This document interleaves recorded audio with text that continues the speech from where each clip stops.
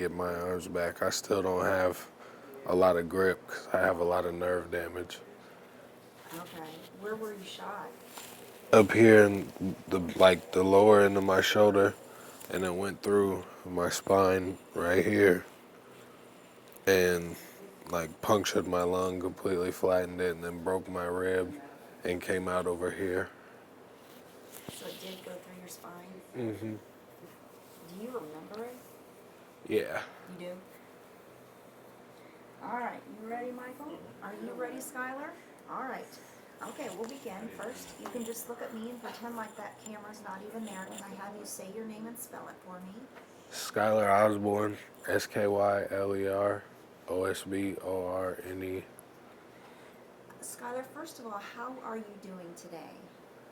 I'm doing as well as can be expected with what all's happened, but with everybody that's helping me out, I'm doing a lot better than I was to begin with.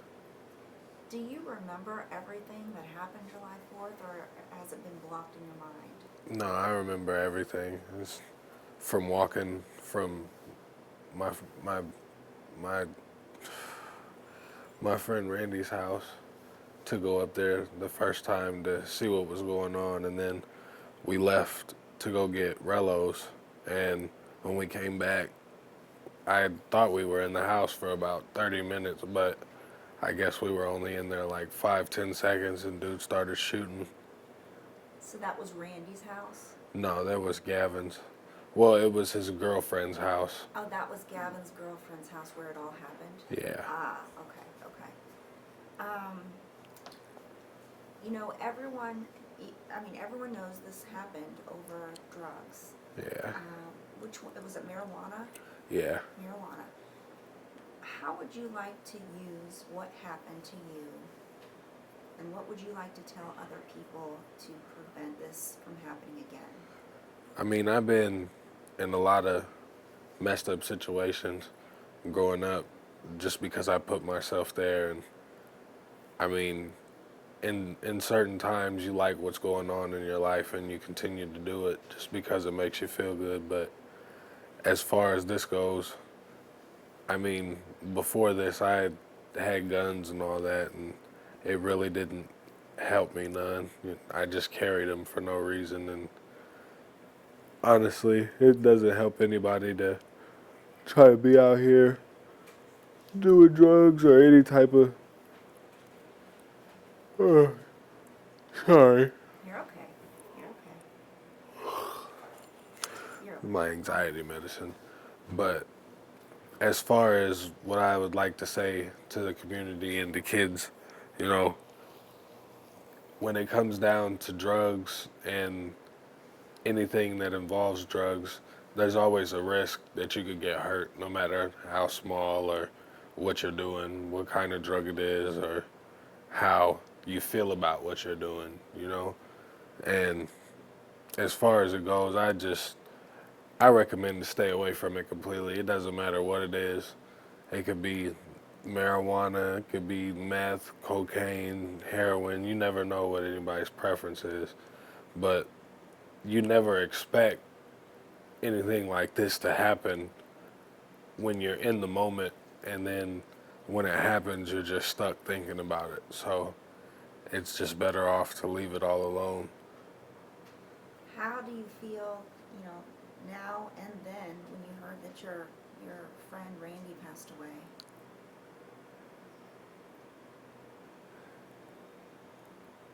When I first found out, I was still in the hospital, and I couldn't move or anything, just my head. And when I found out, I lost it. And now, I mean, I wake up every day thinking about him, and just certain songs I hear, they remind me of him, and it's just really hard. I'm sorry, Skylar.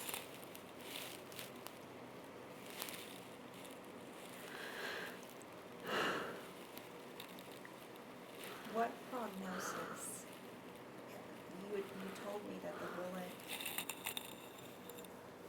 your spine, and then came out did you say your armpit? Yeah. What prognosis? You also said you're paralyzed from the chest down. Did the doctor or doctors say that, you'll be able to walk again someday, or do they know, do you know? They honestly can't give me an answer, but as far as I'm concerned, this isn't permanent for me. I can't be in this chair the rest of my life. Having now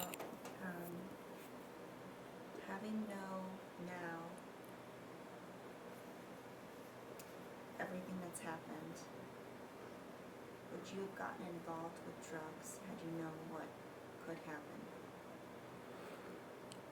At the time, I wasn't thinking about it the way I do now. But at the time, yes, I would have done it. But now, no. It's useless. There's nothing out there for anybody in these streets. Period. And just being in my situation and knowing that I might have to lose my life over some dumb shit, and I might never see my best friend again. It's pointless.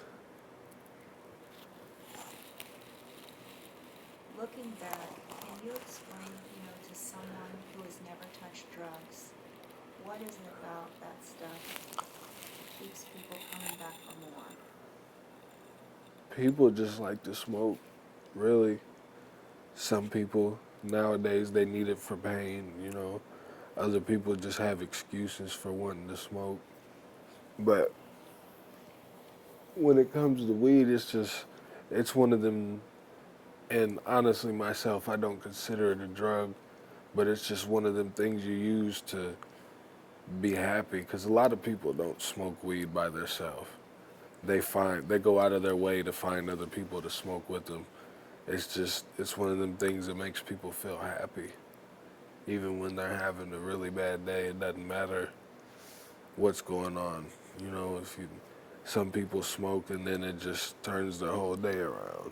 Same with other drugs, which I never really understood those, but weed is just weed to people. It's not a drug to them either. They just see it as something they can use to feel good. I'm not going to get into the Gavin Masters. I mean, he's been convicted. He's now in prison. But did you know him before this all happened, or was this just... I had seen him once before it happened. He gave me and my friend a ride, and my friend knew him, but I had never seen the kid before. And then Randy introduced me to him, and right after meeting this, excuse my language, I'm sorry, he shot us both. He paralyzed me, killed my best friend over some petty weed. Like, I could understand if it would have been something more serious, like coke or heroin or meth or something like that, but shooting somebody over some weed, that just shows how much of a person you are, you know what I'm saying? Like, you're gonna take somebody's life over something that you can get anywhere.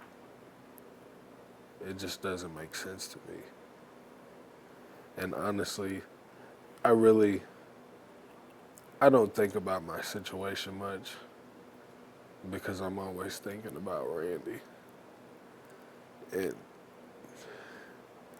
It sucks 'cause sometimes I'm in so much pain that even my pills don't help me. And then I just sleep for days because I'm depressed. So when you say pain, a lot of it is emotional, right? Most of it, but 9 out of 10 times I'm having these back spasms that I can't control. It wakes me up out of my sleep sometimes, and it's just, being in a situation like this sucks. No matter how many people you have helping you, it just helps to have people around you that care about you. Let's talk about that because you have these wonderful people helping you. My goodness, you depend on them to put you in that chair, right? Yeah. Um, what would you like to say to the people, those people who are helping you? I can't say anything but thank you. I really don't have any words for it because most of them go out of their way to do things they don't really have to do. And I appreciate it. It's just I don't have any words for it.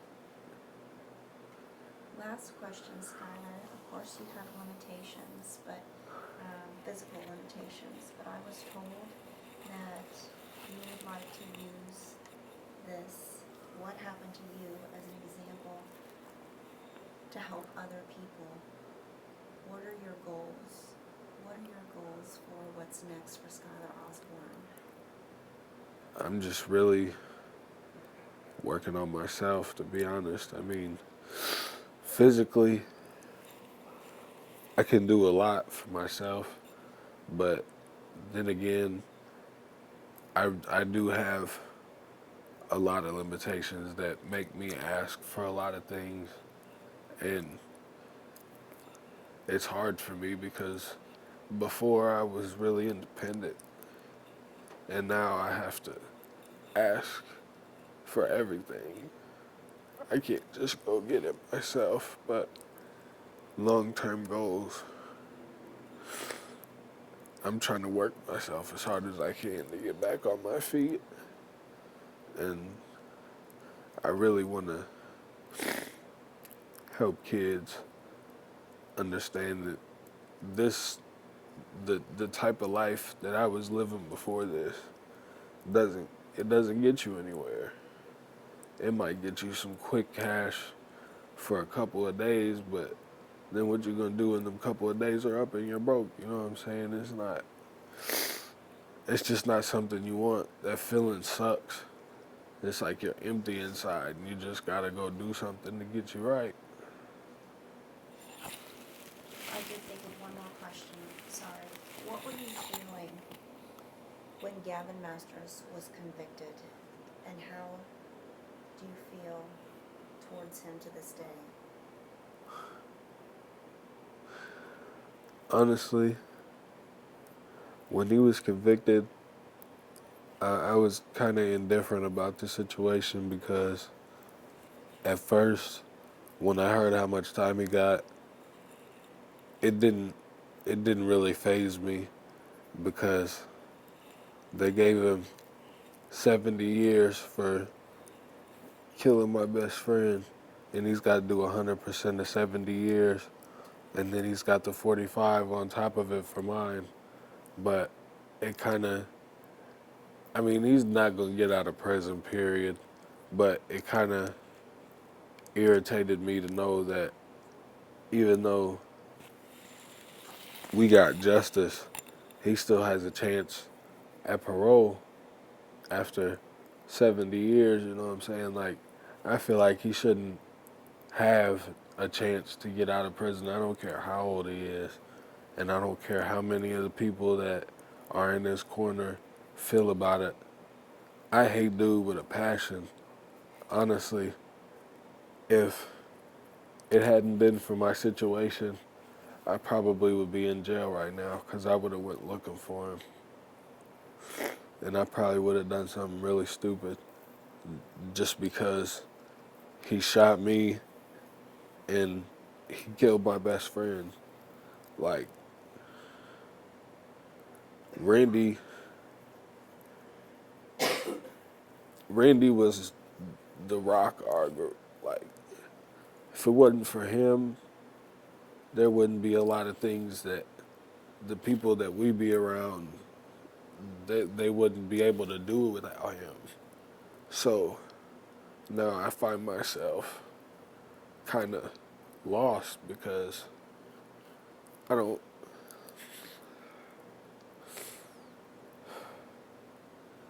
I can't just turn to him anymore and be like, bro, this is what's going on. How can you help?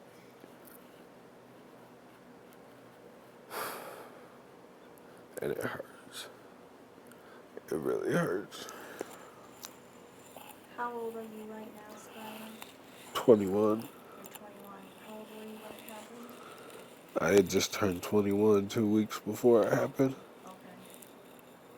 I've asked you everything I wanted to ask you, and you've done a magnificent job, and I thank you.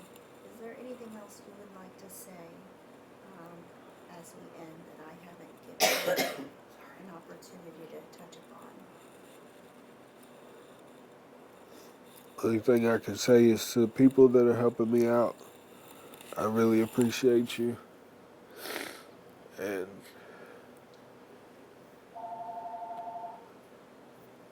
rest in peace to my brother Randy. I'd like